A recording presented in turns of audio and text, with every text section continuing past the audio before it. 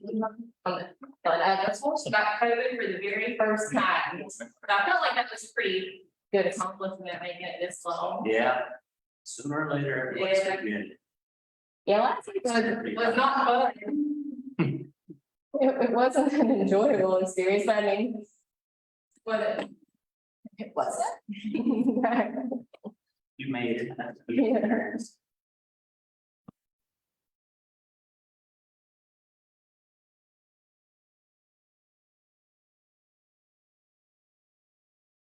Well, I usually pour it out of the pitcher, I put it into a cup, but there's no cup, so I just buy nothing.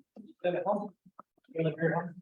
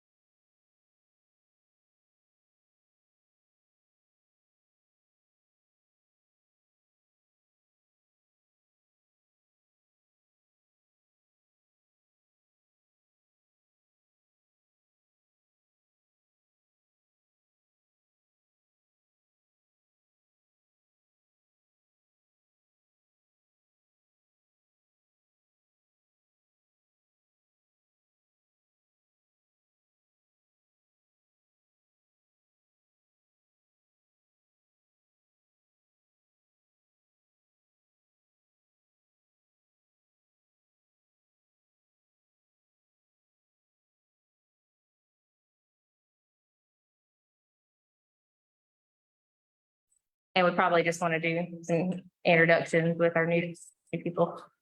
Okay, well, I will call this meeting to order. It's 4:03 PM. Thank you all for being here. First, we have public comment. If anybody is here for public comment or online, now is the time to say what you need to say. If there is anyone online. Lou, would you like to make a public comment?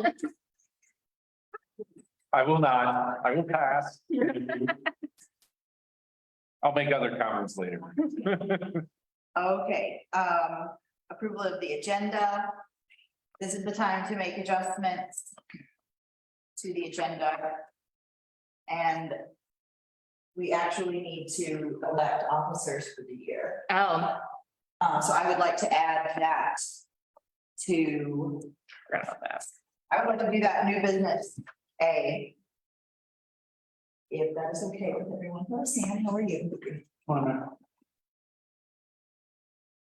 So I move that we add election of chair and vice chair under new business. That is a motion. A second. Second. All those in favor? Aye. Any opposed? Okay, so we'll do that in a minute. Approval of the minutes. Or additions. Corrections. Please let us know now. If not, someone can move that we approve the minutes. Approved. Second. All those in favor? Aye. Any opposed? Okay. Election of officers, vice chair and chair for a year. I'm chair currently, Matthew is vice chair. If anyone would like to do it right this minute, you could say, but you guys do need to think about a year from now, I will roll off this board. I think Matthew does too. I think we could both re-up. I do not know if I will or not. I'm trying to scale back on the things that I'm doing. And several of them I do end in July next year. There, I might say, Yeah, but it's not not sure. restarted. I'm here for another year, unless I quit. Because of. Yeah, Matthew and Caroline, first term expires next year. June 30, 2024. Yeah. Mhm. So yeah, You're you're, gonna be new chair, vice chair. For a year. Effective next year. No, effective. It would have started in the July, but we didn't have a July meeting. so we're supposed to elect officers every year. At the beginning of this. Yeah. And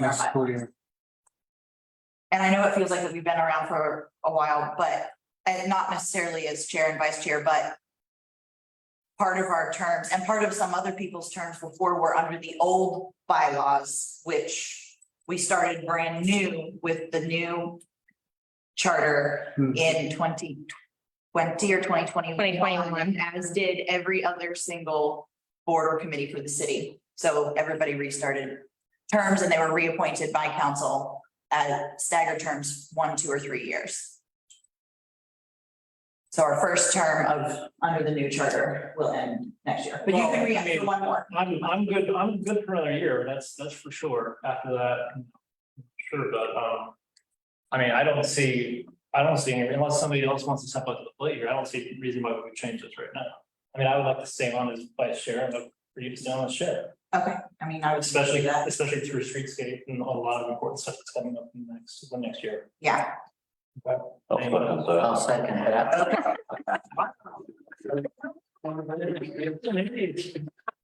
You're supposed to stop me on these things, buddy. You're the voice of reason in the room. Okay, so so I don't think you can nominate yourself as vice chair, but you can nominate me as chair. Oh, So, so should I do that? yeah, I don't want, I'm not ready to break up with you.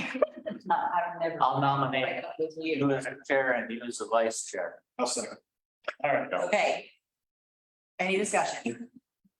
All those in favor? Any opposed? Okay, thank you very much for having faith in us.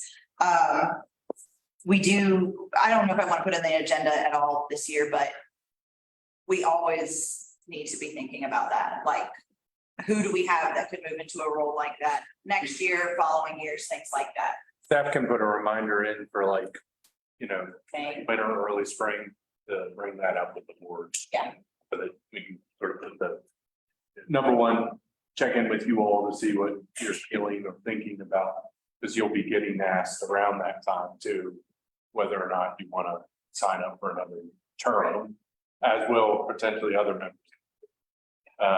Whose terms are up, we could talk about it in concert with that. And We'll put ourselves a reminder. yeah, and Matthew does 2 of the committees. I try to go to all of them. I don't always make it to all of them. The events committee is my lowest priority because we have some extremely long-term volunteers that just run it and they are so good and they just don't leave. Sometimes I'll listen in, but it's its own wing. So a lot of the things that we talk about in here are really the extremely boiled down results of a lot of effort from our volunteer group. And that's great. Great to have one less thing to do, but it is a lot of work. And then I feel like it has been a lot of work the last few years because of COVID, but then also I know that Matthew and Jamie and then Jamie and myself spend a lot of time dealing with kind of things behind the scenes. So it is time intensive, but not necessarily schedule intensive. But I feel like whomever steps up to do that needs to be fairly available to have conversations about things. How do you want to approach this? What, you have the agenda. There's a lot of behind the scenes. Right. I just gotta follow this on the Not a bunch of weird stuff. I gotta take the out.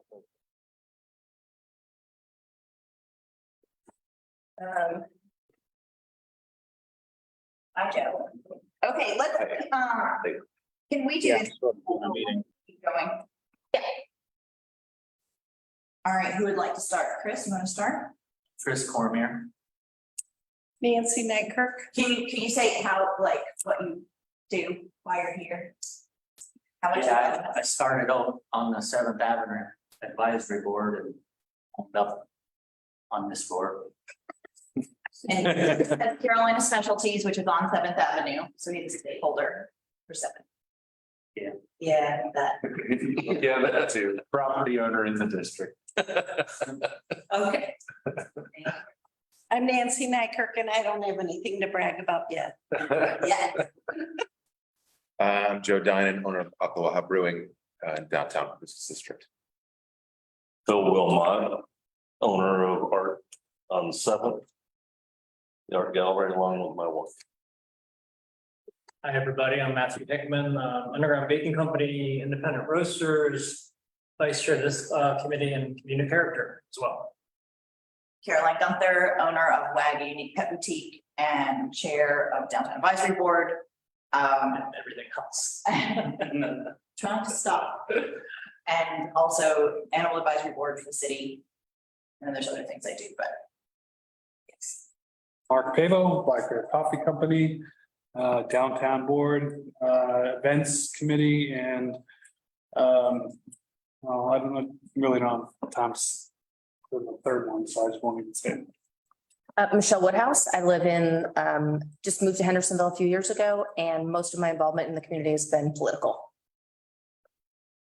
I'm John Ryan. I'm a reformed engineer. My involvement started with Chris years ago with Seventh Avenue, and particularly with the depot and the train club. I'm Aaron Adams, owner of White Duck Taco Shop. Advisory board for this meeting, the quorum. I'm Sam Simmons, I'm the owner of Scotland Barber Shop. I'm Lou Holloway. I'm the community development director for the city. I'm Jamie Carpenter, I'm downtown manager. And then Terry. Hi. Thank you. All right. Amy, do you want to do this or do you want? I can introduce it and then if you want to add anything else to the discussion. So prior to Garden Jubilee this year, we had gotten the attached letter, which is, you're looking at it, it's front to back, on page 10 from the tree board. They had discussed that, they did not want Garden Jubilee vendors to sell this list of, invasive species. And this was like just a couple of weeks before the event. And so I said, we cannot do that as the event organizers, which is the Friends of Downtown, not the city. And I said that this was also something that I felt like the downtown board should consider, like do we want the city to be heavily involved in what vendors can or cannot sell at events that we have or that we allow to have use of Main Street for? And so I told Mark Stierwalt with Public Works and the tree board and he told the tree board that the downtown board would be reviewing this and discussing it on if we felt it was something we would like to do moving forward. Caroline, I don't know if you had anything you wanted to. This letter was written on city of Hendersonville letterhead, like it's already been decided, it has it. No, this is a request from the tree board. Yeah, the tree board has decided, I mean, the tree board's like you all, it's an Yeah. appointed city board that makes recommendations to council. So, but no decision on whether or not, and that's kind of what this is about, to hear from the downtown board on. Would this request be for all events on Main Street and Seventh Ave? they specifically had said gardens, yeah. I think that would be their desire. As the tree board to have it. I don't know if that would necessarily require an ordinance change or some type of city policy to adopt it. They had also said that the tree board would be willing to go through and tell every vendor if they have items that are not allowed on the list. Has this been a problem? I mean, Not for us.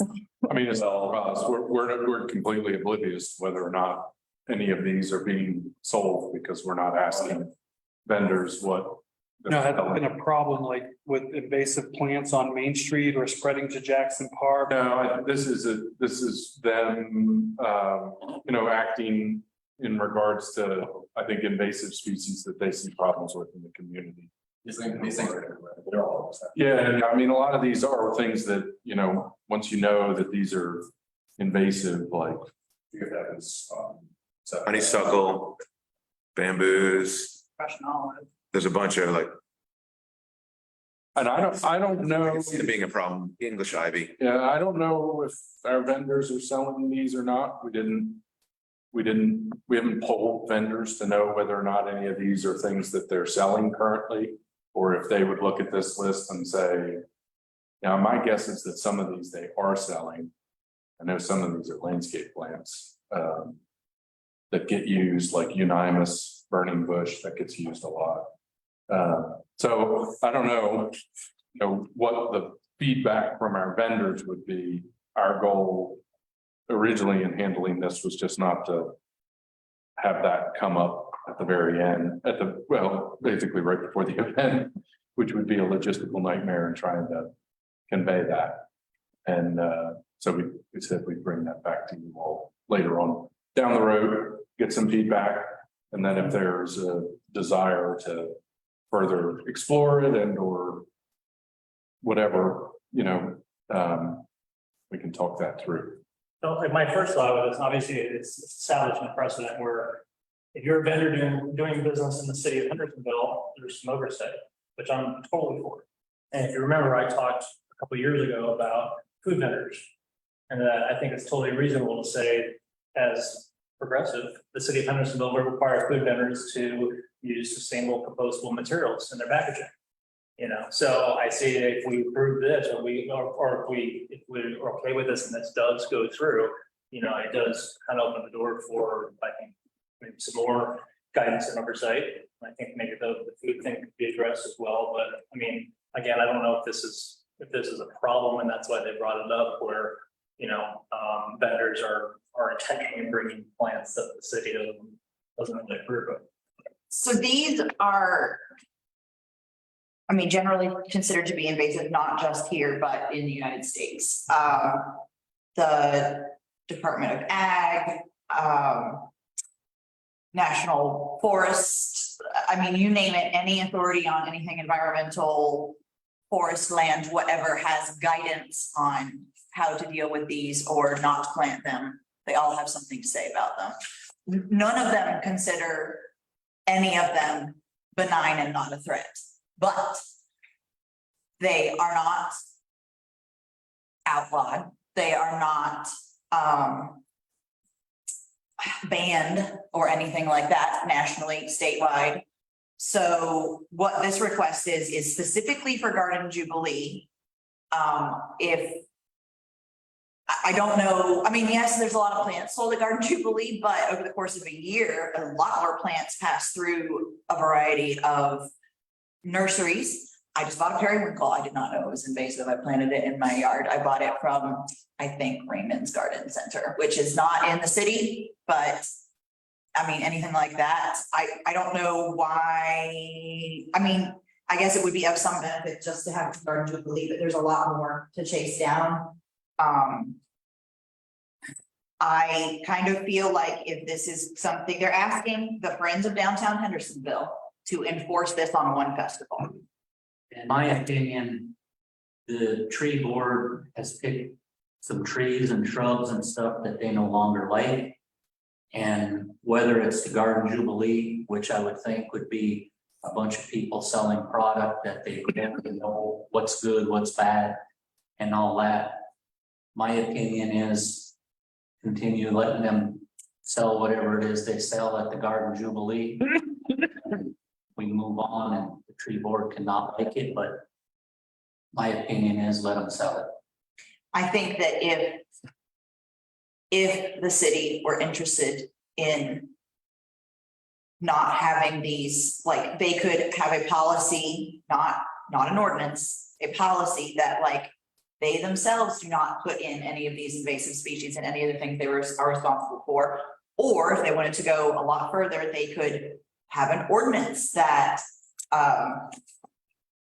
it does not allow the sale or resale of these invasive species, but that is not for us to recommend or anything, because that is not our role. It is really just responding to an ask for specifically Garden Jubilee.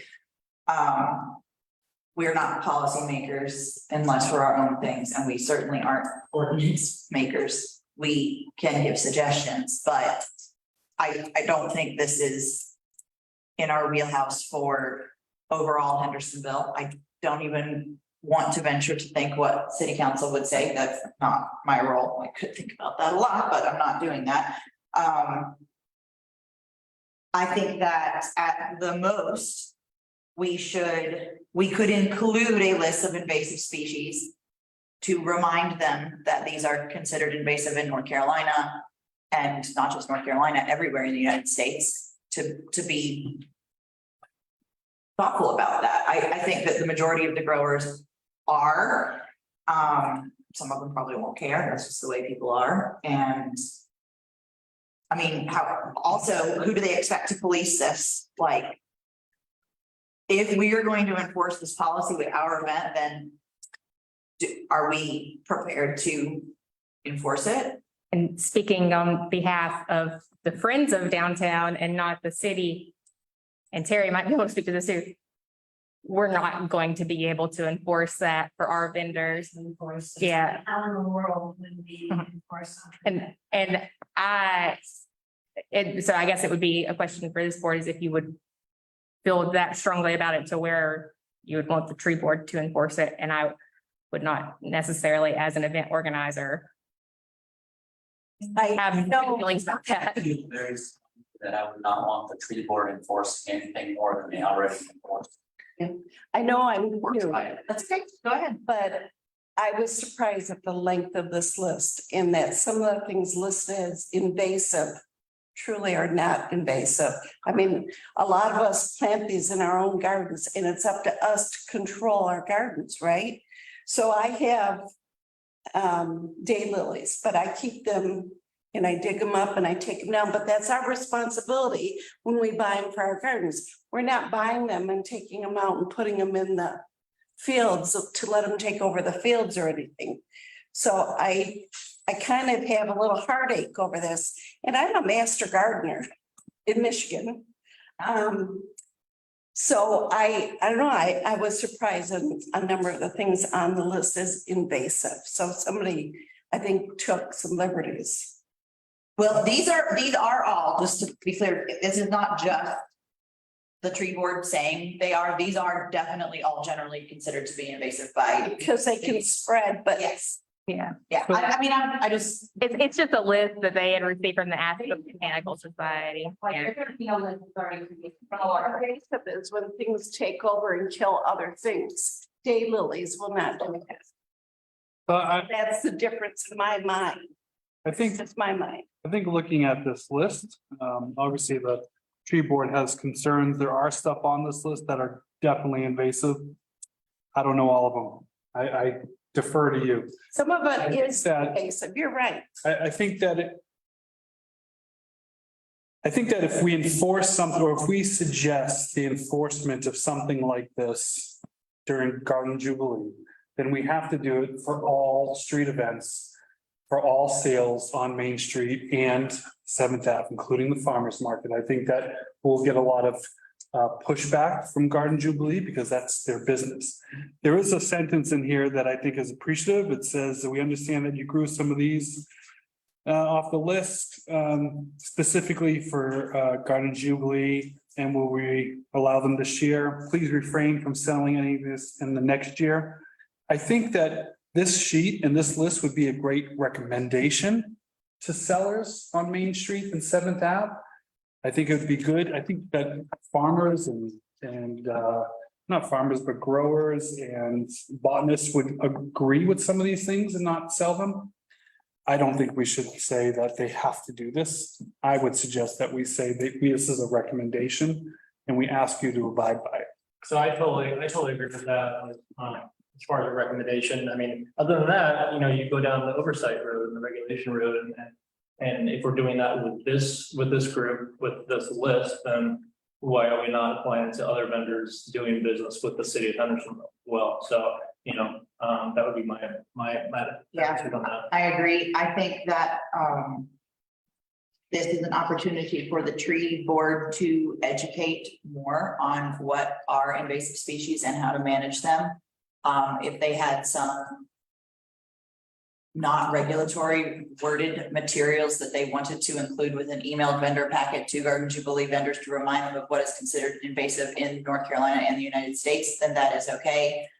But it cannot appear to be mandatory or enforceable. And it's not, I mean, there's no authority for the tree board or us or anyone really to enforce this unless there's a city ordinance. And I don't even know if North Carolina would allow us to enforce something like that. I mean, it is not enforced statewide or federally. It's not. So I don't know that that would be something we'd be allowed to do as a city. And that's not for us to decide. I think unless there's any differing opinions on anything, I think I've got a pretty good gathering of education is good. Mandatory enforcement, we are not in favor of. Right. And just to know, I mean, this did come from another city committee, so we take those things seriously. We want to make sure we give them effective and the time that they deserve. They're putting in work just like we are. So if we had a request for another committee, I would expect the same of them. Okay, anything else on that? They would distribute this not only for Garden Jubilee, but also for the Seventh Avenue Farmers Market vendors. So we can go, what I'm hearing is like there's an openness to sort of a soft sell of, these are invasives. We would prefer you not sell them at our events. And we can ask the tree board maybe to generate something. We can convey that to our various vendors when we're first signing them up. So with new year, new vendor signups. That way, and it would be a part of their packets because they do get full packets of this is what you're allowed to do, this is what Are you you're not. suggesting all vendors selling? Well, I'm talking about the friends. I mean, do you mean Any is it trend? more than just Garden Jubilee, or we I don't know that we have anybody in the farmer's market, but I guarantee you, some of the plant people at farmer's market have sold these. yeah, that's probably, Yeah. probably have some day release. Let me say one thing, Wouldn't hurt. you know, concerned to the tree board not wanting invasive species, I get it, and maybe suggesting please don't sell invasive species, but one thing sticks out here, and there's trees on here, that if you go to do business in the city and build a building, the city requires you to put in a certain amount of trees and a certain amount of bushes and a certain amount of everything. Some of them are on here. So to what end? Some of those that are on here may be something that the tree board doesn't like because they break real easy in the wind. They break real easy in the storms.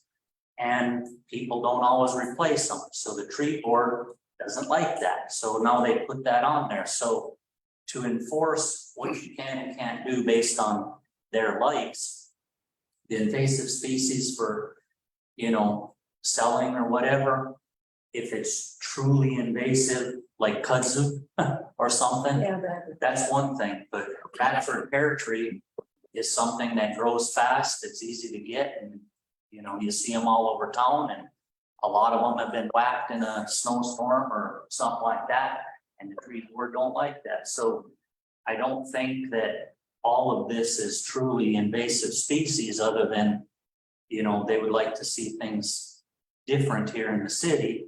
And I don't This think, isn't the list, though. This is a list this is that a list that they got from somewhere else and maybe added some too. no, look. Maybe I They're just, considered invasive. I just think it's important that we add to that verbiage that it's for all, not just one, because that can really, you know, we can't just pick out one group and say, you can't do this, but everyone else can. Yeah, and I think they're specifically saying Garden Jubilee, just because that's where they're mostly from. I mean, after in an animal advisory board, we just went through a major educational development component in partnership with another organization. So it's like the city is using a resource from somebody who already exists here to educate rather than penalize the citizens for a variety of things having to deal with animals. I mean, I would tell them to take this further, but not in a regulatory way, in an opportunity for education. Like they could have a campaign, they could be city tree city. There's so much, like I don't know why they wouldn't have gone down that road. I would suggest that too. Okay, anything else on that? We should move on. Thank you, everybody. Yeah. All right, valet parking policy. Okay. I have pretty much in the summary item for the agenda, what basically what I want to say now. So with all of the changes with parking, as you probably know, we do have a private parking operator who manages several private lots in and around downtown. He doesn't own the lots, but he has contracts to manage the parking for those lots. He has been talking to us at the city about wanting to be able to do valet parking. And what he would like to do initially is he's been working with the people at the main event down at 125 South Main Street regarding upcoming events, being able to do valet parking in partnership with them. So what it would be is like for an event anyway, it would be that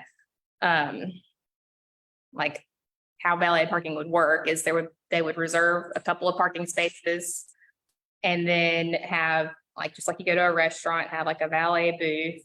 The car and the driver would go in and do an exchange of keys or whatever, just like how you do valet parking. Like they would then take the car, I guess the fee, and then take the car to one of the offsite private parking lots. How I looked up a couple of other cities and how they do it, because it is something that other cities do have and they allow.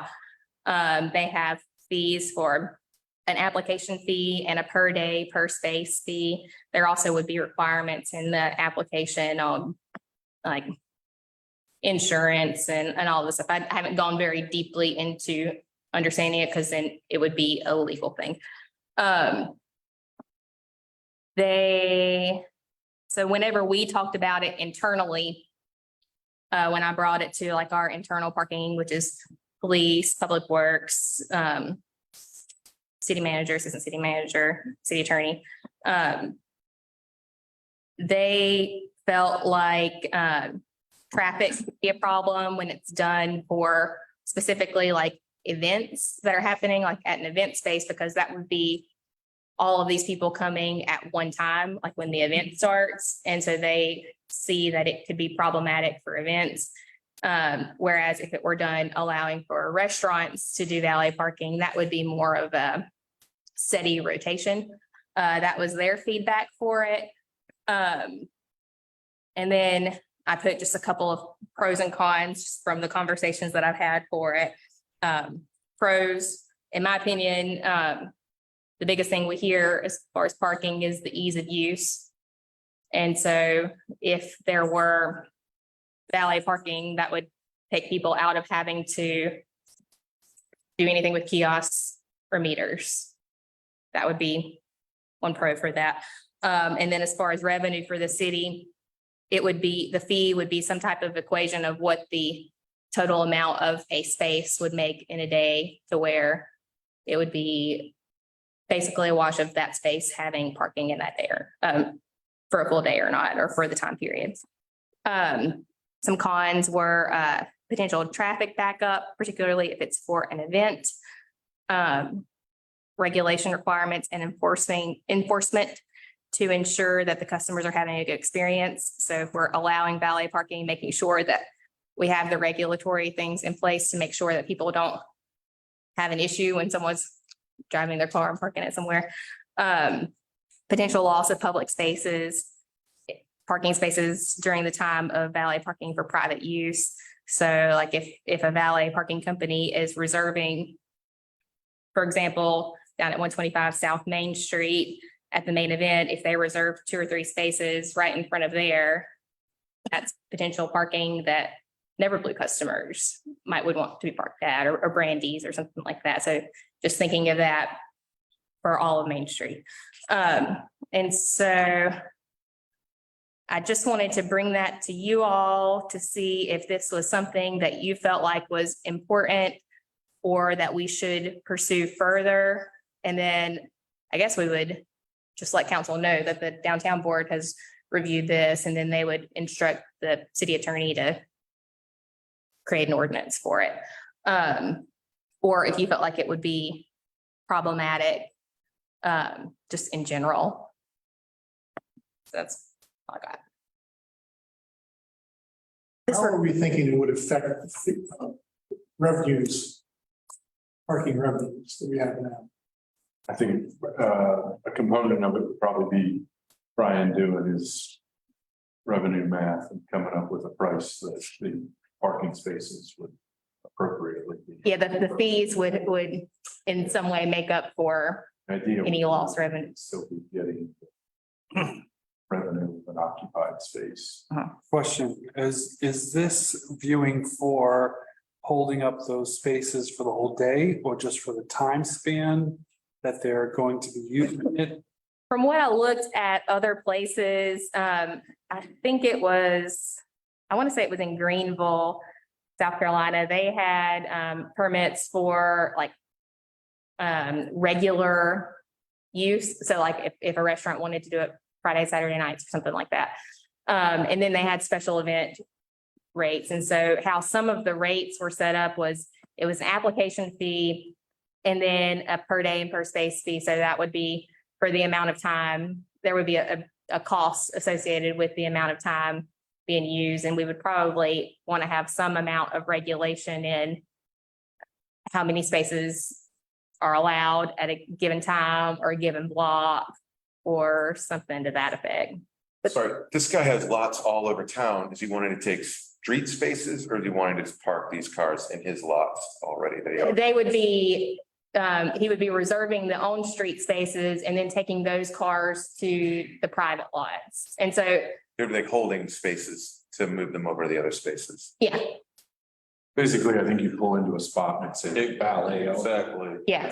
And then he would take them to his private lot. So if there were, for example, at an event where there were a lot of cars, it would take those cars away from the street and potentially it could be I I'll make more If I, sense. if I understand what their intent is, right, there is no configuration that I'm aware of on Main Street or even the side avenues, right, where traffic can pull off, safely exit the car, hand the keys to the driver, and then they move that out while they've got 4, 5, 6, 10 behind them, right? That will impede traffic. There's no way around it because he can't reserve enough spots to clear up, parking and pull over space. But then once he does that, then he takes it to his lot or his spaces that he's paying for. And that's the whole, I don't see a revenue thing here. I really don't. For a private business to make revenue that For the we. city. Oh, okay. And no, the city's. No, I fail to see how this becomes lucrative. I don't think, we wouldn't be operating valets. No, no. And it's just, No. and really, we would not look at it as. We would look at it with the goal of it just being a wash, that we would not lose revenue. Right. The reason that we would do it is that downtown would say, well, we think this is gonna increase convenience or customers are this is gonna be a customer appreciated offering. This is just for one place, right? This is. Oh, no. This is just what the request is currently for, but we wouldn't do any allowance for one place. This would be recommending creating some type of ordinance to allow it, just like how years ago sidewalk dining wasn't allowed.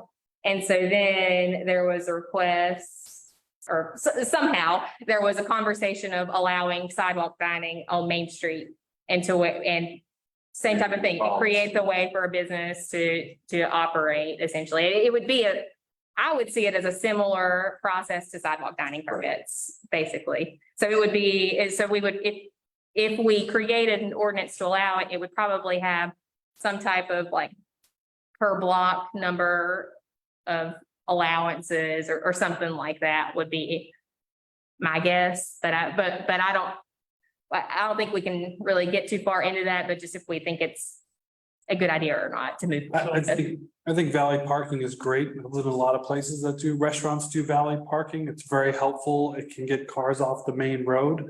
A lot of those places are big cities that have multiple lanes on these roads at restaurants.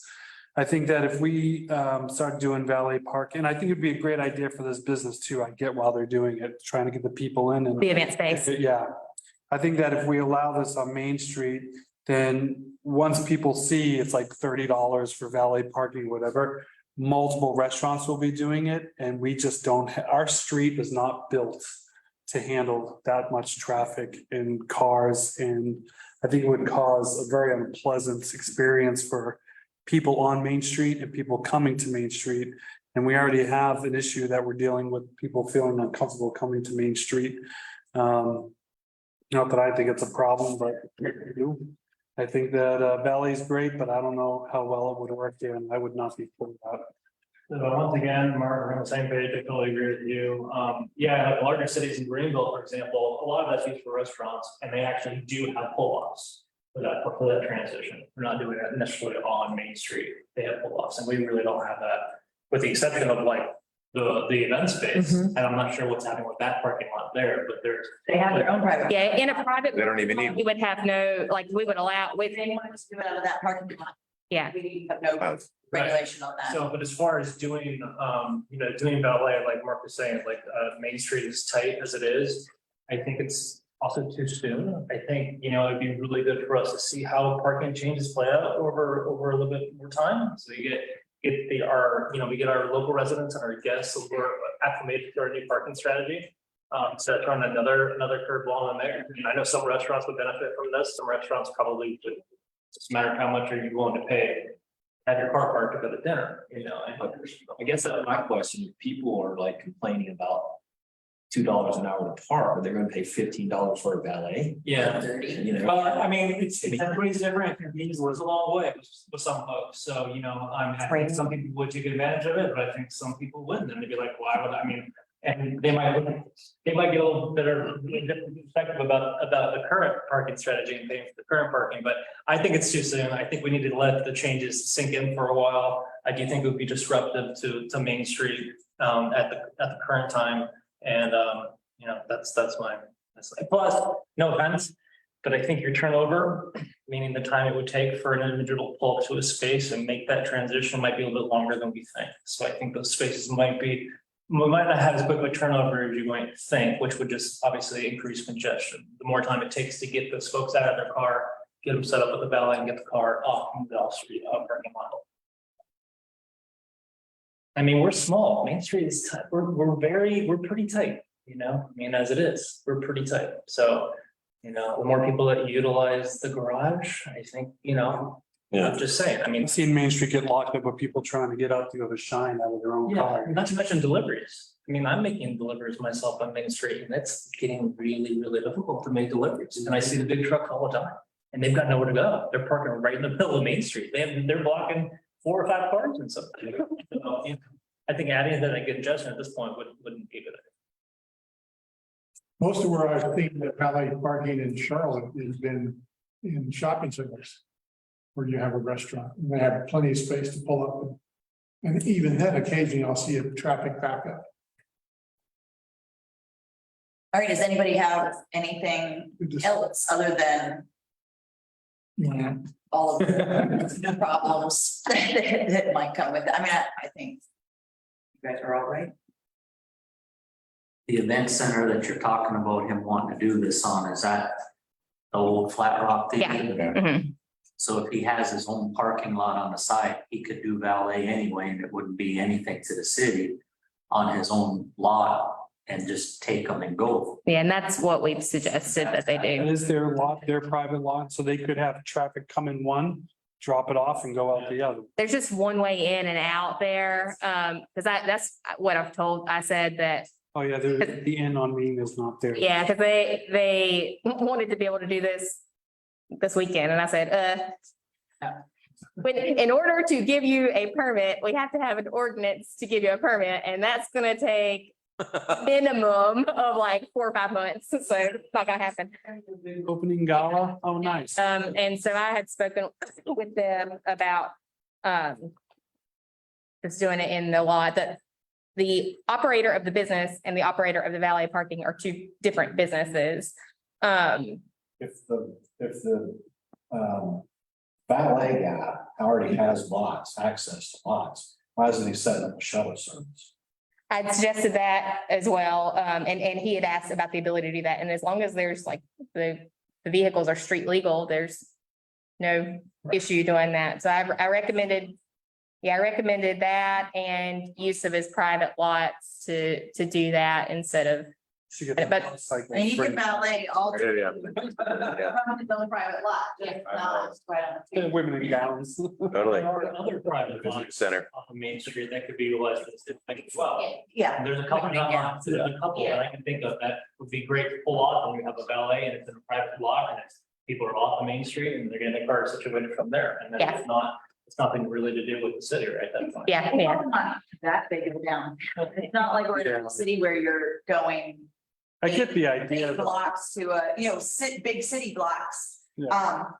Sorry, go ahead. Well, I just wanted to point out that in this particular case, we are responding to kind of a request, but I would like everyone to think about things that might come in front of us. And I mean, I would love to have had this in our foresight, although I think it is so out there for like the layout of our downtown that this literally crossed no one's mind until someone came to us with it. But anything you think of that someone might come to, let's have a conversation about it beforehand, so we kind of know what options we have. So just, and then things come up too that we're not always responding to a request. Like that's what I would like, is that we're not trying to figure it out because somebody asked.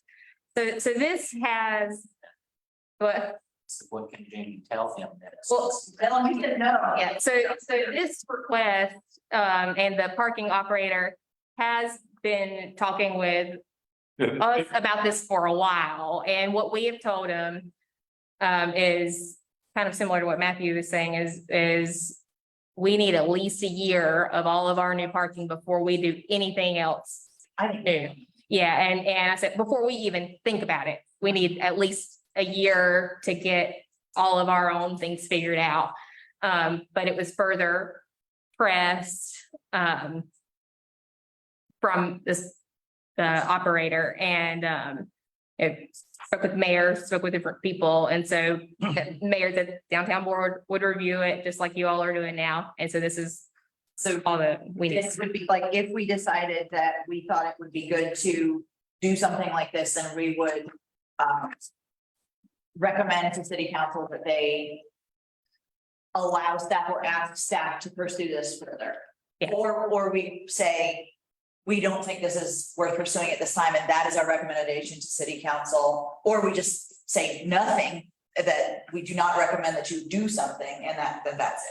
I mean, and then the city council can still take it up on their own if they want. The thing that if something is allowed now, in the future, it's gonna get so expanded possibly, you can't really say you go to a coffee shop and get valet parking, but you can't go right across the street to the sandwich shop and get valet parking because you've already used it in the same block. Right. So every store or every restaurant is going to do that, and then all of a sudden, the side lots are full, and then the city's not getting any parking money and stuff like that. So I think this could get a little out of hand if somebody says, yes, okay, right now, without waiting a while to see how all this shakes out, to see if there really is going to be a problem. And if we thought this would be a good idea, it would be not considering just this one instance. An ordinance should never be written in response to one particular circumstance. So it would be like a lot of thinking, possibly a study, like a whole lot of work would go into crafting an ordinance that hopefully would work for 10 or 30 years or 50 years, for a long time, and fit into our comprehensive plan and what growth we expect to see and what we expect to change. I mean, there's be a lot there. So basically we just need, you know, it would never be, if it were gonna have it, it would never be crafted just to suit this one. Oh, no, and that would have been the case anyway, because that's why I said it would take a substantial amount of time for an ordinance to even be in place for it, but we don't want to spend that time if we're not even sure if it's a good idea at this point. So I mean, we can do one of two things, unless somebody's like, yeah, let's figure this out. But I don't think anybody in the room is, that's not what I'm hearing. So we can either do nothing, or we can actually vote that we do not recommend this. I move that we do not recommend. If that's, Okay. if that's a consensus right now, and then to your point about looking long-term, that there might be additional requests for the same thing, I don't really see what would change. Main Street is, the infrastructure is what it is. Our parking strategy has been created. It's not going to change. So I think my opinion is that the infrastructure that we have, the dynamic, just the physical nature of our downtown is that it wouldn't be beneficial to have on-street valet downtown. Off, private lots, you want to do that, that'd be fine, but that situation is not going to change. Main Street is not going to be widened. And we're not going to get more additional parking spaces. So my opinion, I think it'd be great to have that consensus right now, that is a recommendation or the majority. We do not recommend So Mark, city property for valet operation. so Mark just made that. Awesome, I second it. Okay, Matthew seconds. Is there any discussion? Do you have it written out? Can you read it back to us? Does anyone? No, because I'm gonna- do that? Does anyone here think that we should have valet? I don't think there's a market for valet, but I'm for it, so. But going with what Jamie said, I don't know if we should just shoot down the whole idea of valet and maybe table it until we see how parking goes for a year. Come back to it next year and just see how see how it goes. I think we could include that in the verbiage. Absolutely. I don't think we need to include that in the verbiage. I think if It's always, this always get brought up, but I think it's a pretty strong, like, no one's really wavering. I think the grace you're offering is because we all want to find an answer for something, right? Or do you think we should really consider it? I mean, I don't, yeah. I think we should consider it later. Okay, well, Ready for right now.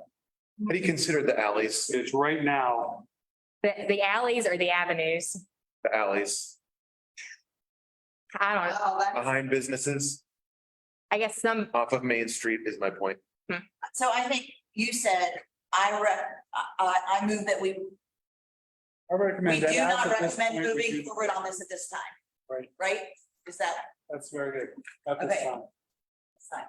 You still second that? We just wanted to clarify. I did. Okay, any more discussion? All those in favor?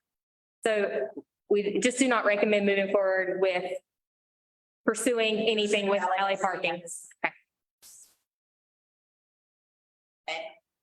All those in favor? Any opposed?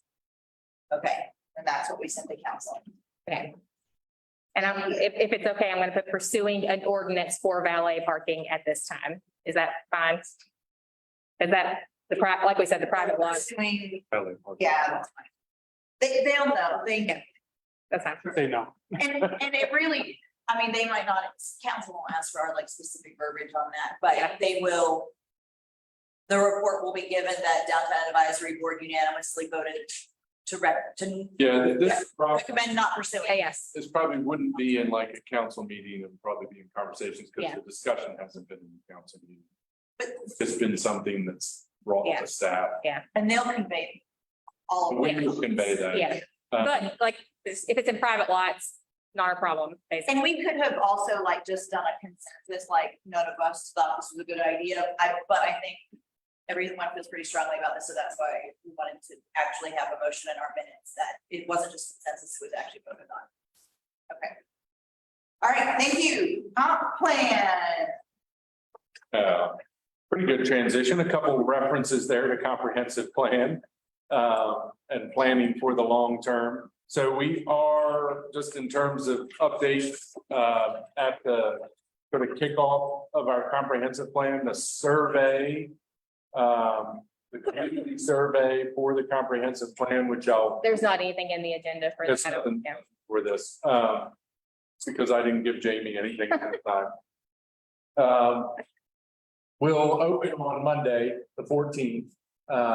And we'll send information out to you all, encourage you all to take the time to take that survey. I guess I should step back. So we have a comprehensive plan. We are required to have a comprehensive plan by state statute. You can't have zoning unless you have a comp plan. The plan we currently have was adopted in 2009. Sort of a baseline standard is that it should be updated every 10 years. So we're a little behind on updating it, but we're, getting ready to do that. The comprehensive plan itself is, we'll touch on a variety of topics for the community, but the, meat and potatoes of it is growth and how growth would be managed within the city. A large scale vision for where new people and new buildings and new development will happen, and to a degree, what that looks like.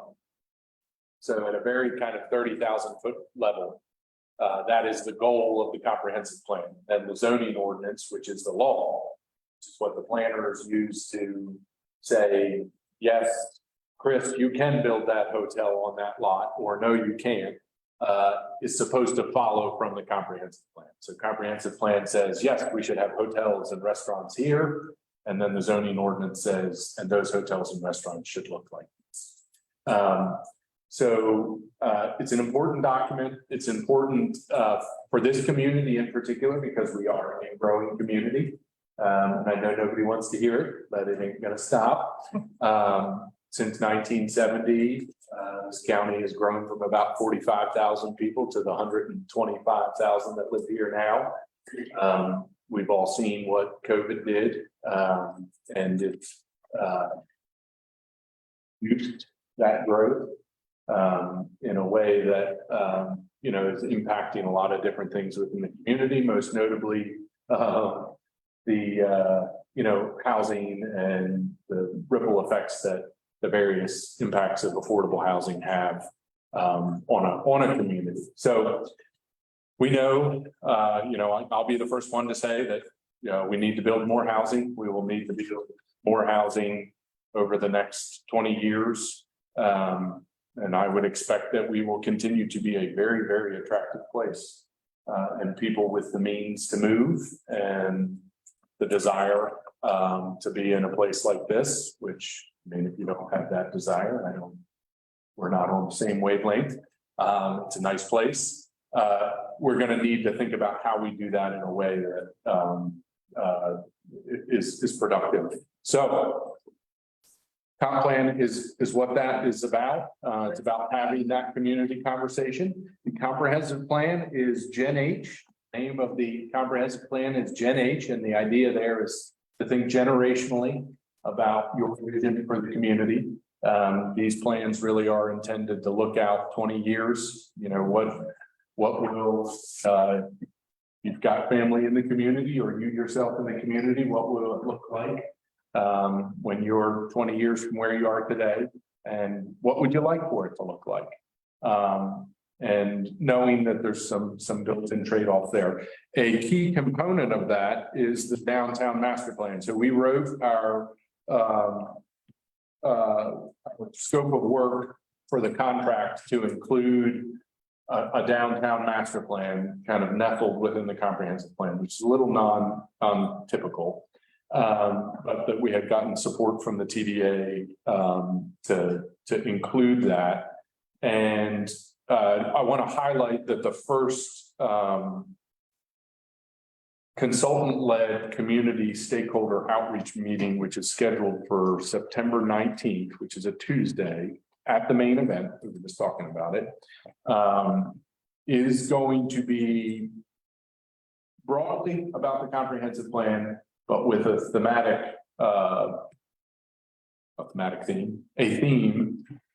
for downtown. So I would encourage you all to put that one on your calendar, and if you can come to that, I think it's 5:30 that day. We'll send out a meeting invite. What was the date? 19th of September. Jamie will send out some more information on that. In addition to that, there'll be a variety of pop-ups, many of which will be taking place at events that the Friends put on. Thank you, Friends. Everything from Rhythm and Brews to the farmers market. We're also going to try and go to the football games and do some other things over the course of the fall to make people aware of Gen H, the comprehensive plan effort. And really the next 3 months, August 14th through about early November, are intended to be our outreach and sort of gaining broad feedback about what people envision for the community. The consultant will then sort of take that information, process it along with some of the research that they do, which is a variety of things. They look at demographics. They go to the Office of State Budget Management and they look at what population projections are going to be and who's going to move here and what they're going to need. They look at our existing development patterns. What kind of development do we currently have? What sort of residential offerings do we currently have? What sorts of new product might be desirable for the community? And those will sort of be presented initially to council. So kind of initial findings in that November, early December timeframe with recommendations and some of the goals and visionary pieces from the comprehensive plan going to council in the February-ish timeframe. The goal, fingers crossed, would be that council would adopt the comprehensive plan sometime along with the master plan for downtown, sometime in the spring, early summer of 24. We know that one of the things coming out of the back end of the comprehensive plan will, I'm telling council, we're going to adopt this comprehensive plan, and then the next thing we're going to need to do is sort of revise and spend some time on our zoning ordinance, so that our zoning ordinance aligns with what the vision is for the comprehensive plan. That will be sort of part two, just make you aware of that. With the downtown master plan component, I think part of the goal there will be to think a little big about what we envision downtown being. I don't think I have to tell anybody on this board that in 4 months, there's going to be a people feeder on the south end of Main Street that's just going to start pumping people into town. It's likely that south end of Main is going to change Coosa Trail. Oh, Right. You were looking around like you didn't know. I like to hear here.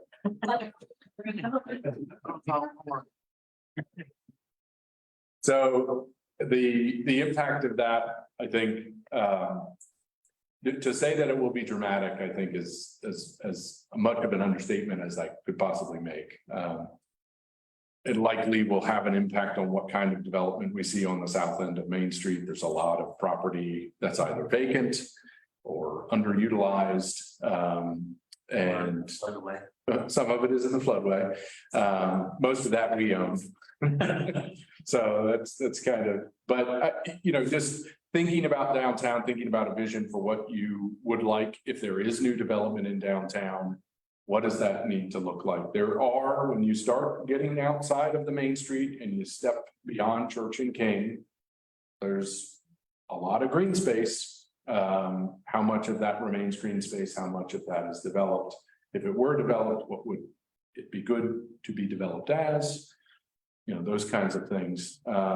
So as you go into that process, the goal, one of the things, our expectation for the consultant is that they're encouraging the community to think in a visionary way.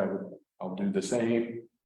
There's a lot of things that we've done over the past couple of years and over 25, 35 years in downtown that are significant, and we're in the midst of still doing some more. I think there will continue to be opportunity to think about what would be good for downtown. So there is a link that you can go to sign up to get all the emails about the comp plan. Jamie can share it with everyone via email. Yeah, we are fortunate that our communications department is probably better than most cities 3 times our size. Did you have the email from Allison with all the attachments and all that stuff? Can I just forward that to you and then you forward it to everybody? I don't see any reason these people shouldn't have. It's a public email. All right, that's what I'm gonna do. Sure. We had that link on our last email, I think, Did we? to sign up. Yeah, I can send.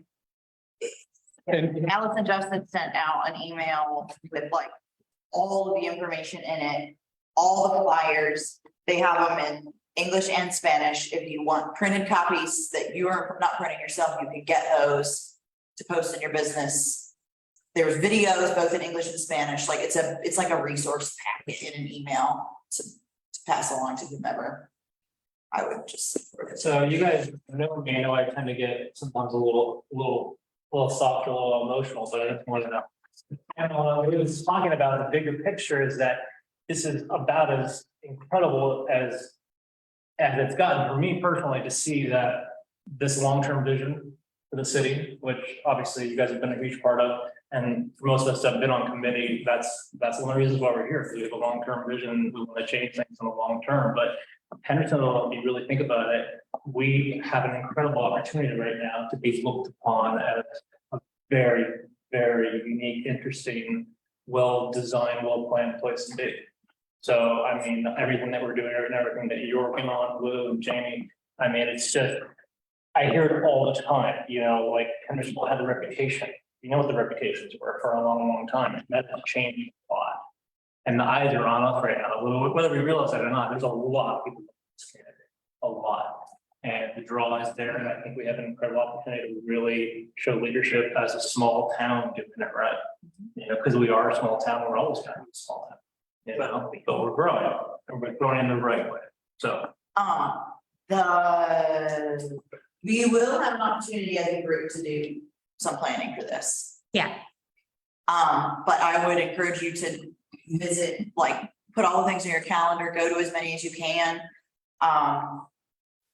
If you need to hammer your points across, then do it, but also find the time for you to put your strong voice in, because you guys already do a lot more than a lot of citizens do, not saying that they don't do plenty, but like you guys, the effort is recognized here.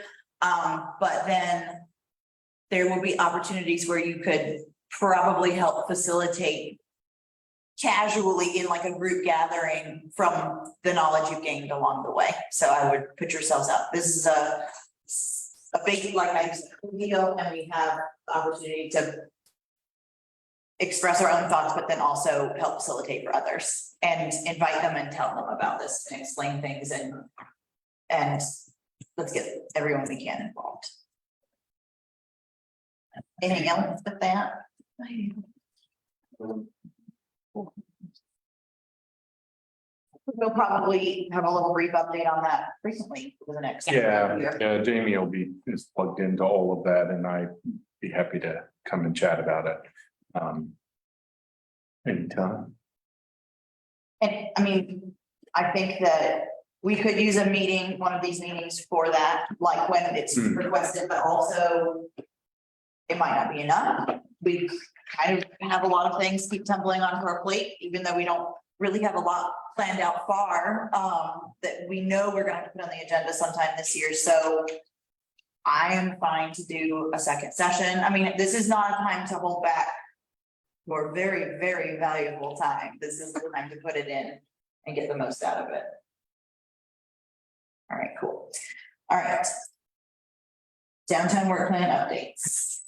So in the packet, there's a downtown work plan update. Some of this, like the events were in the updates from whenever we last met in June. That was Yeah, and so there's a mixture of new and older things there. I won't go through all of the details, but you can take a look at some upcoming events. We've got our next Rhythm and Brews next week. If you've never been to it, come on out. And then September 21st is our last. We've had not good luck with weather this year. And so that's had some impact on our sales, but we're still doing pretty good, considering especially last month having real bad weather. It's the award for putting on R&B in the worst weather yet. Last month was tough. Traditionally, what are our revenues for those? So normally, a good event is about $15,000 gross. Average event's about 13,000 gross. That's beer sale or ticket sale. And just so, I mean, everybody understands, I mean, the team puts in a lot of tough work, as do our vendors and supporters in that event. Once we're all out there, which if we don't make a call 24 hours ahead of time, it's usually like if we can turn on the power and do it for a while, then we need to do it. Because that offsets all the costs, and we're paying for all of those things once they're out there and set up. Yeah. So We make that understanding, like, why do we do it that way? That's a big part of, and there were actually, I mean, the people that did stick around on the July 20th show, I think had a good time. So did actually clear up for us eventually. Yeah, so we made $5,000. We wouldn't have made Right. otherwise to help with some of the costs on that. And so then the revenue from Rhythm and Brews and the Bears, that all goes towards supporting some of our other events that don't necessarily create revenue. And then what I'll talk about in a minute is our update to our facade grants. Just another thing we didn't touch on last time was Garden Jubilee. So this was the first year that we took it over as the Friends of Downtown. I don't have what the revenue generated was, but we did make a revenue. Part of that was due to the grant from the TDA that they gave us in order to take it over, because we said we wouldn't take it over unless we had enough to help cover insurance and paying a contractor to help manage vendors. So that went really well. We learned a lot this past year forward. Let's see, we've got our holiday events that are coming up as well as the bear auction. We have been talking a little bit in the events committee, or actually quite a bit, about the bear auction and how we're going to handle the large amount of new requests that we've had for bears this year. So we only do 20 bears a year, and the Friends have one of them. So there's really 19 bears.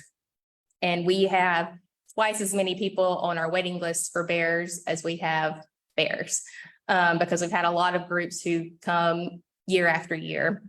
And so what we're going to do, correct me if I'm wrong on this, Terry, but we're going to do a first come, first serve for everyone, not just ones who are returning. So that way it gives other people the opportunity who haven't had a bear. It's just whoever's first 19 who've submitted and paid within a certain amount of time will be the sponsor and beneficiaries of the bears.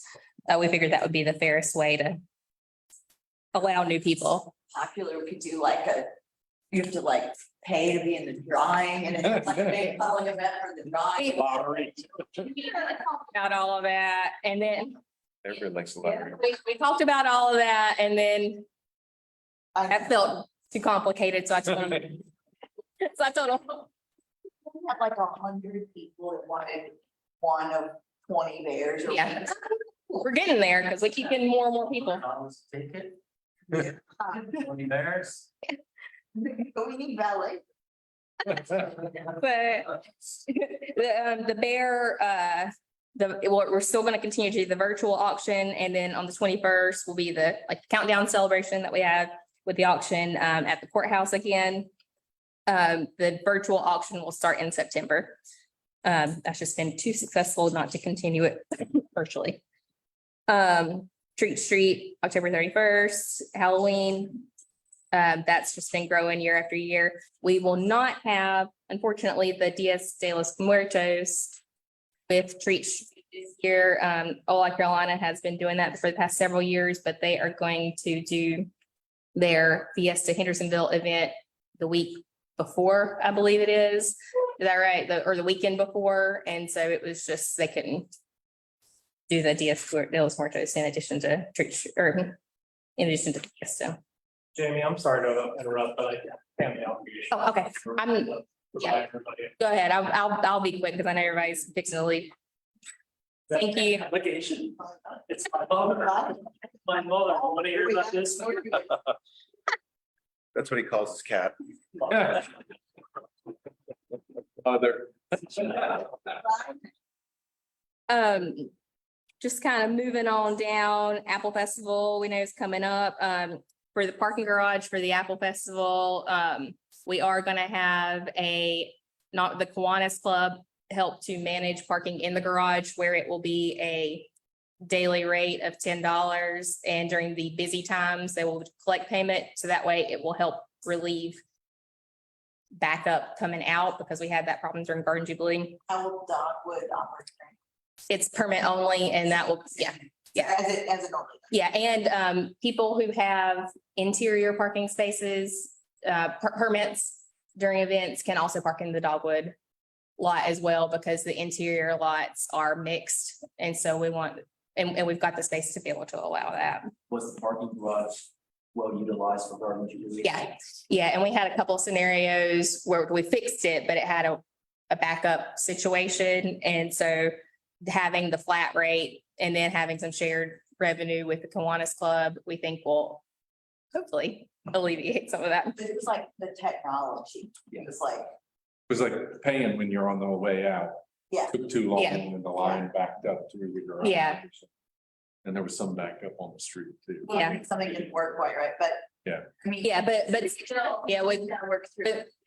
with that many people, and especially with the Apple Festival, having that flat rate, we think will help with it. $10 a day. If you stay past 4 AM, when you leave, you're gonna get charged another $10 for the second day going out. So if you're there all weekend, it'll be like, well, like $40. Moving on to the Economic Vitality Team. Back in June, we did have our first downtown employee tour and meetup. We had 14 people who came. I gave them all downtown dollars, and then we treated them to dinner at Hannah's. People really enjoyed it. We've got the next one with the RSVP on August 27th. This is also a Sunday. I'm planning to, meant to do it last week, but I didn't, to reach out to the haunted tour, to do the haunted tour instead of just a regular historic tour. The 27th is supposed to be the historic tour, though. Yeah, or haunted. So We'll what? I'm looking to do the haunted tour instead of historic or historic haunted tour. I've got a couple people who've signed up, so I need to put the word out on that.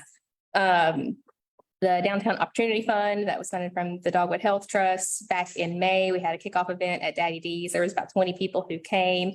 And that was put on with Mountain BizWorks and Black Wall Street Asheville, or AVL, who are our partners on the grant. And then they had brought in this group called Partners in Equity, which spoke about commercial property for minorities and people of color and being able to obtain commercial property. We've got with Mountain BizWorks, currently the class is starting in like 10 minutes. Our foundations class, through the grant, we're providing scholarships. So everybody's paying like, I think $10-20 to attend. It's normally $300. We have 13 people in attendance, and this is a 6-week class that Mountain BizWorks offers that is basically it's foundation. So it's helping on your business plan, marketing, and taking a business idea to potentially being a business. We've got, I haven't been I went to the first week and then didn't go to the last couple, but there's at least 4 or 5 businesses that are, or people who are in the class who have businesses that are, you know, retail, food and beverage oriented, so would be potentially good businesses for downtown. So that's great.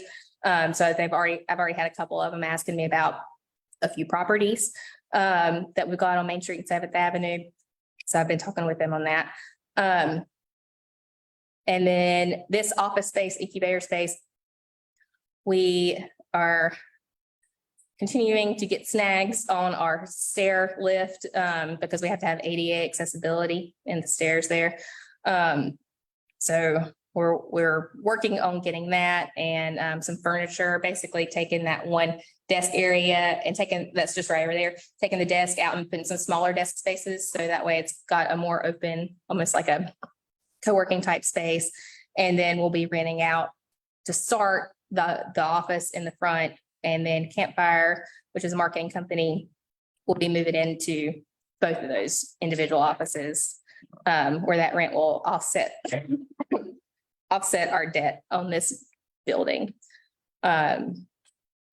Parking, tomorrow is city council's meeting where they're going to accept the updates or adopt the updates to parking that we talked about. So it'll be the 15-minute increments on Main Street, and then in the lots, it'll be 30-minute increments to renew. And that's because how the rates are set, splitting $1.50 into 15-minute increments. Matt doesn't math, right? Doesn't matter. The citations are going to be reduced to $25, and then we're going to remove parallel spaces. Remove the parallel spaces as being 30-minute spaces. They will be the same as all the other spaces on Main Street. In addition to that, not at tomorrow's meeting, but the city attorney has been working on updates as far as the issues with some of the private lots and the issues with towing and all of that. I don't know when that'll be on council's agenda, but that's something that they're working on.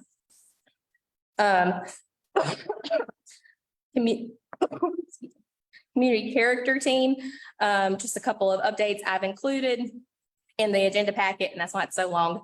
Our new grant program, it was the facade grant program, and now it's called the Hendersonville or Historic Improvement Incentive Program, HIP. Thanks to Matthew's creativity in naming that.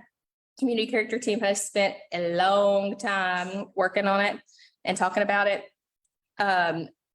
Just a couple of highlights there. They would like to increase the funding. They have been $3,000 was the maximum that we would do in Main Street, 2500 and 7th Avenue. And we'd be looking, or we'd like to increase that to $6,000. Cost of materials, cost of everything has just gone up. And then have some priorities in funding. And expanding the grant to do front, rear, interior upgrades if they're historic. And then if there's any property stabilization for properties that are considered historically significant. So that's to help properties that could be at threat of falling apart. If this could help, we'd want to be able to provide that. On the last page or the next page after this, I've got, and I had this in our agenda a couple months ago of potential funding for the grant program, and the community character team reviewed it as well. I looked at what we made at Garden Jubilee and what we've had in the bank from Rhythm and Brews and grant money that we have all together, and the Friends are doing quite well, even with a couple of bad Rhythm and Brews. Roughly about $15,000 per year in income, I believe, that we'll continue to make. And so removing reserve money that I had set aside just for any other needs. We've got about $50,000 for the Friends that could go towards projects. And so the community character team had recommended $30,000 to go towards these grants. So that way we've got some funding with that increased amount for that. The last couple of things on community character team, Depot Plaza, I don't have it pulled up here, but I have gotten the 3D drawings for the Depot Plaza, and I'll pull that up here in a minute. It would essentially extend the roof out to create a covered area for if we wanted to have like a full season, smaller farmer's market, have other type of market space. Basically what was used to be the Depot. But whenever they renovated it, they took down the extended covering for it. Pull pictures up in a minute. And then I've just been asking around to see some pricing on it because it would be completely changing the roof or redoing the roof for it. Avenue sign. Oh, Just thinking, since we have a couple of new people, maybe something to highlight, the Friends of Downtown Hendersonville is a standalone 501c3 nonprofit. It is operated by city staff, which are funded by the Main Street tax district, business improvement district's another name, and with sales tax revenue. So there's general fund dollars that go towards supporting a variety of things that happen in downtown, mostly related to infrastructure, maybe maintaining the bathrooms, doing the planters, all of those sorts of things. Then the Friends operate a nonprofit and basically run all of the events, many of which are kind of, demonstrably associated with the city, run by city staff, but are actually under the umbrella of the nonprofit. And so the nonprofit generates its own funding. That funding is not restricted in the same ways that the general fund and MSD, the Main Street District, or the 7th Avenue District funds are restricted. The HIP funding is specifically from those proceeds from events and from grants we pursued over time. So just wanted to highlight that there is a budget that gets adopted each year. And as you do this, you'll become familiar with this. That's district funds and sales tax money that comes from the city, pays staff salaries, pays for a lot of the infrastructure maintenance related services that happen in the districts. And then there's a second budget that's adopted by a smaller nonprofit board that funds all of the events, and they're all self-supporting. The city, it's just in-kind contributions to nonprofits, and the nonprofit kind of runs it itself, although it's, you know, it's us. So just wanted to clarify that, because when you mentioned in the 30,000, that's a nonprofit. Yeah. Funding source that's supporting, you know, something that we all want to see happen in the districts. Sorry, I mean, to say, They gave me time to pull up my picture. it sounded like you needed to drink. Yeah. So I'm just getting a rough estimate on what the cost would be on that. The idea being that if we wanted to pursue that, it would be some type of capital campaign that the Friends did as far as fundraising for it. We've got a great fundraiser back in the back of the room over there. And so we're just looking into that going forward. A lot of our farmers market vendors, we were just talking about this today, want to have a winter market as well. And we would, if we did a winter market, we'd want to do it to where it doesn't close the street and just do it on plaza. And, I was just gonna say, historically, the depot had this. Yeah, So this isn't like a new creation. There's historic photos that show this passenger waiting area. That was my question, but how did you come up with the size? Is it historically accurate? Is it the budget you're operating under? Because I think the larger it is, the more you could do underneath it, especially considering a butcher market.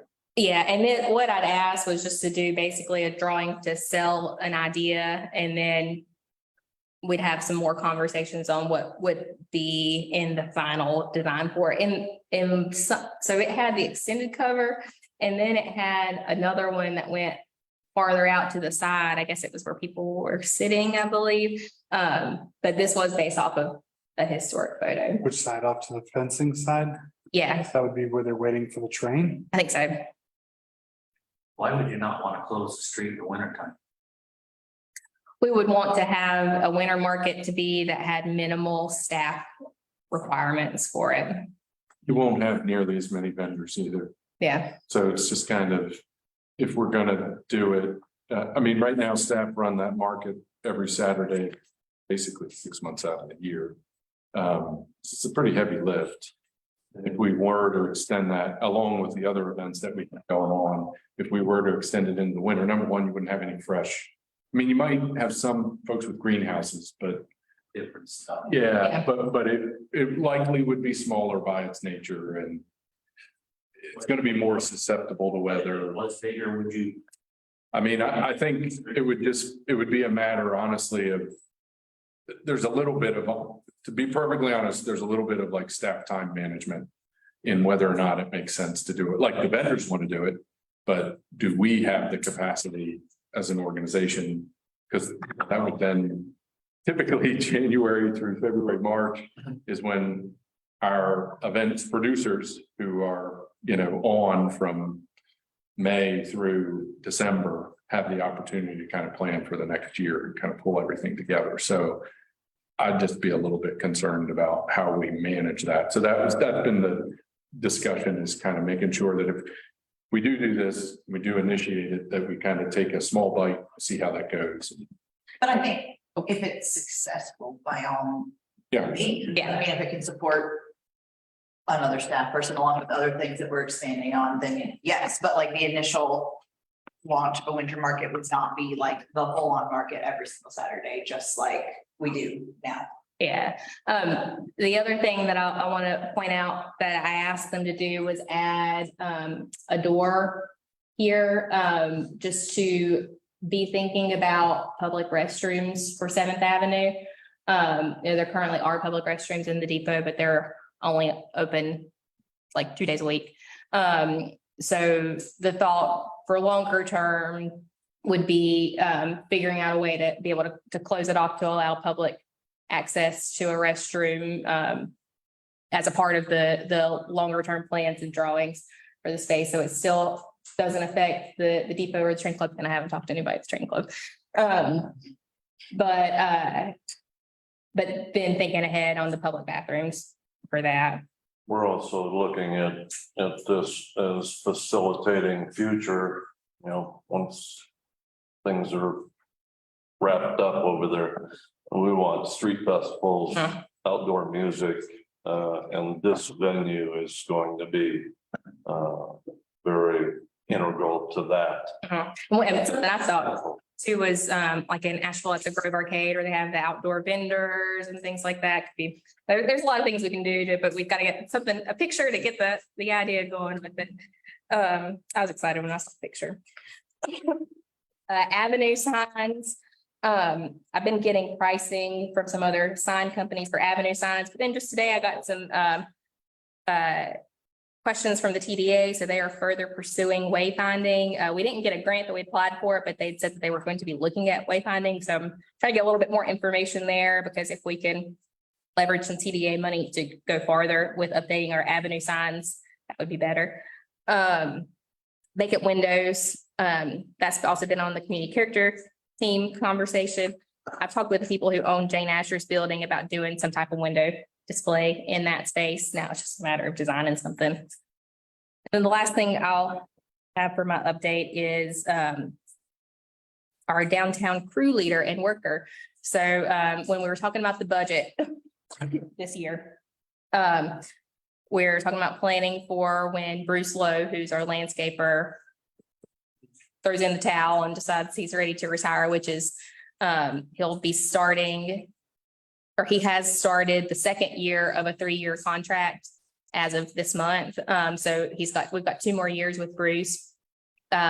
So we have extended an offer for a crew leader, and they're still interviewing workers who would be learning under Bruce as far as landscaping over the next 2 years, and then eventually having a 4-person crew who's doing downtown maintenance. And so they would be doing the plants and the plant maintenance, in addition to just regular cleanliness of downtown, picking up trash, in addition to what's already being done from Public Works, regular pressure washing schedule, things like that. But we we had 4 really good candidates that we interviewed for the crew leader.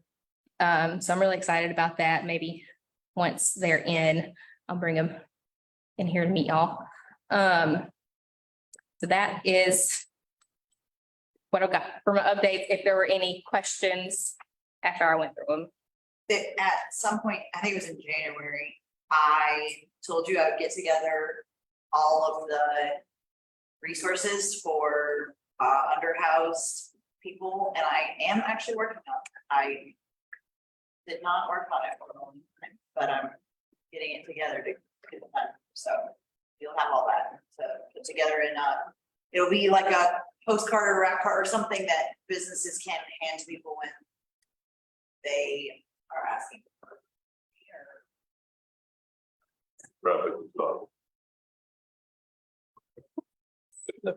yeah.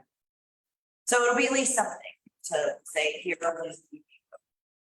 I don't, to my knowledge, one does not exist, and I'm pretty sure it does not exist in like a complete comprehensive list of places and things.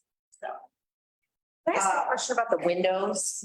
Is there any, because we were emailing a bit about this, is there any way to use? Because there's a lot of empty, we have a lot of empty retail downtown. To use those windows as a revenue generating opportunity where, I mean, I know they're landlord owned, but where we could allow like a, I don't know, the Republican Party to buy a window to say we're having a cookout, or not to be political, but I can't think of some other thing. Or we could use the window to advertise events that are forthcoming instead of it just being butcher paper and that being kind of shoddy. That is for the design that I want to do with Jane Asher. I would like to do a big thing of our upcoming events and a big blow up of our map downtown that just has our map information, just like and then it says, this building has opportunity or something like that. Yeah, I guess revenue generation probably would have to rely on the landlord if they would be interested in doing something like that. I don't believe we have any ordinances against that, except for signage the signage ordinance, that's a little in the gray area, I feel. I think you pretty much, the windows are yours, like, we don't get into what's in your window. That would be for individual business owners. Yeah, so Building owners. it is real estate that the business owner or building owner can use, because we've had that come up before, people have done wraps on the windows. Yeah. They've asked us like, isn't that a big sign? It's like, the window is yours to use however you want to as a business. So if you want to put a wrap on it, you can. If you want to fill it full of tchotchkes, you can, whatever that is. So we have been talking, I don't know that there's any way we can generate revenue from it, but we have been talking about getting with some of the properties, and that's what Jamie's talking about, to put up something, more attractive in some of the larger buildings that do have window space. I've seen communities do like, 4 or 5 retailers from all around town get together and do like window display, and it's like, but that would be the retailers wanting to do that and the property owners being willing to let us. But that's a way that, Art on 7th could have a painting in a window on Main Street. If the building owner was willing to do that sort of thing, certainly nothing that the city, we wouldn't prevent that in any way. We wouldn't get right. One other thing that I didn't have in here is the 7th Avenue streetscape. Correct me if I'm wrong on anything, Luke. I knew that you were thinking on that. So currently the IDA, or can you explain on the bidding what's happening on that? I'll do my best. So the final set that the construction manager at risk, CMA, will use to bid to all of his subs is being finalized now, like this week. And then that will go to all the subs, which have all been pre-qualified, all of the work to establish who's going to be bidding on the project has been done. So those plans will go along with the ad alternates to the subs soon, in the next week or so.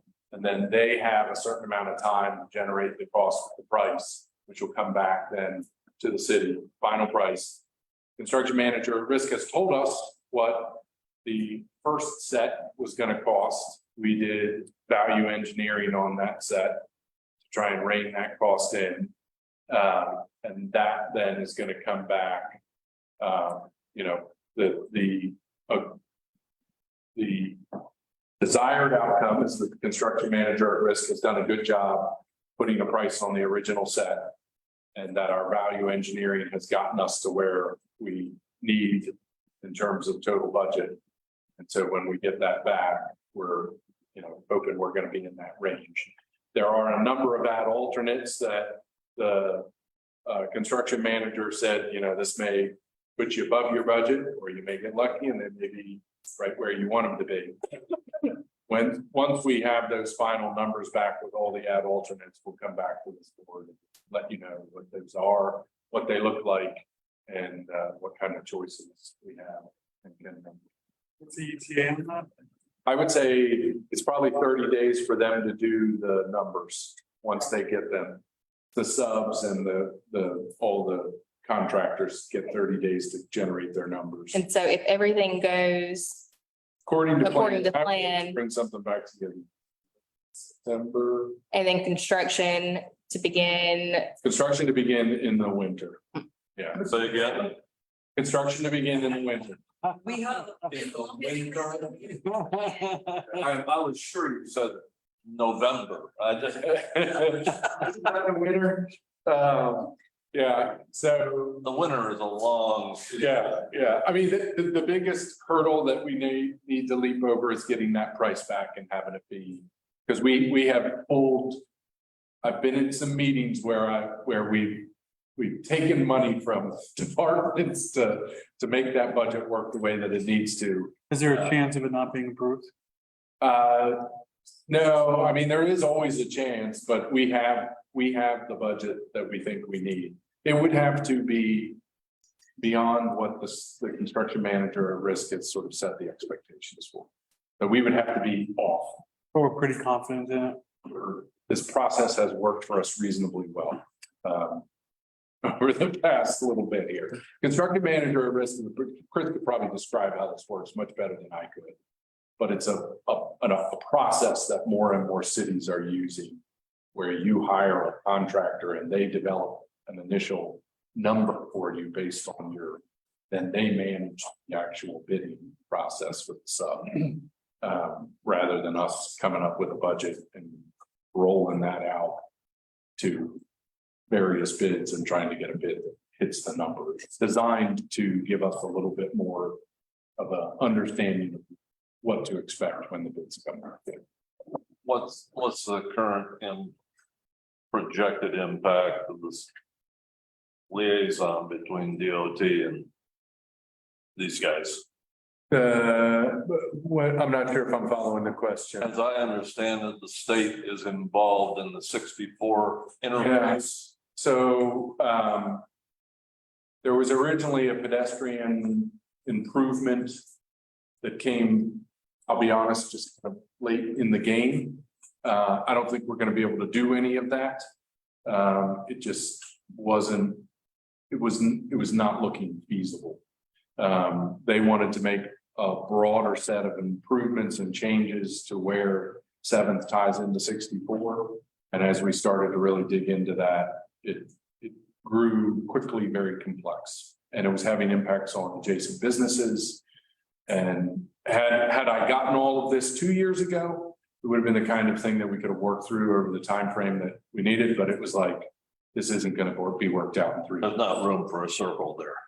Well, but yeah, No way. yeah, it just was, there was impacts to the driveways at the Celtic Creamery and they were not happy about them. And, you know, when you're trying to work something out in 3 months, that those kinds of, if the opportunity had been easy and we've been able to do it easily, we would have.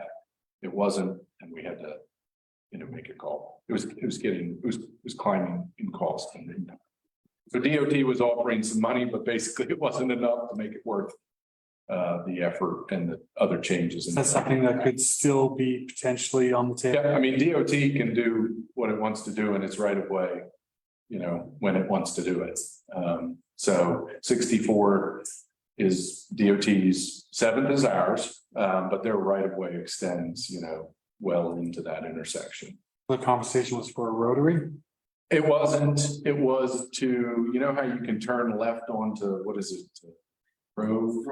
And turn right on. They don't like that light. They don't, so it's, yeah, it's kind of a terrible light. We just, you know, so they wanted to prevent like Grove, they wanted to remove Grove from the phasing. So now what I mean by that is like Grove gets a green light as a part of that intersection, right? And people can pull off Grove.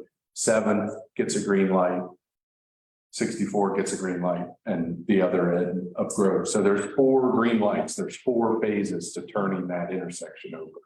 And they wanted to remove Grove from that, which would mean that you wouldn't be able to turn left onto Grove. That if you were coming out of Grove, you would have to turn right. So it was a pretty significant impact to the way that traffic moves in that intersection. You know, fortunately, the Bruce Drysdale traffic approach has been changed more recently, so it wasn't going to impact the school traffic, which probably would have been bigger problems. But those are not insignificant changes, and trying to work through that design, that redesign with the streetscape we've kind of already come up with in the time frame that we had proved to be. And where does the streetscape start on that end of the? I mean, it still starts right before. So it starts past Marcos and you guys. No, it comes right up to the edge of. I mean, it's right up to 64. Yeah. To the train tracks. Yeah, it's just, there was that pass through on 7th where you can go, that was gonna get closed. They were not gonna allow you to turn left on Grove. So all of that, we just said, it's too much to handle. So all of that traffic movement will basically still be in place, and the phasing that exists at that light will still be there. But we'll be making improvements to the sidewalk and to plant beds around that Mhm. intersection. So there'll be a sign at the entrance, kind of in that island that exists. Be much more visible entrance to the district. Nice. But yeah, not quite as many DOT changes. All right, the historic improvement incentive program, please read it, like, all the way through. A lot of time and debate. Done. 30 times. I know, but I just. Oh, yes, absolutely, yeah.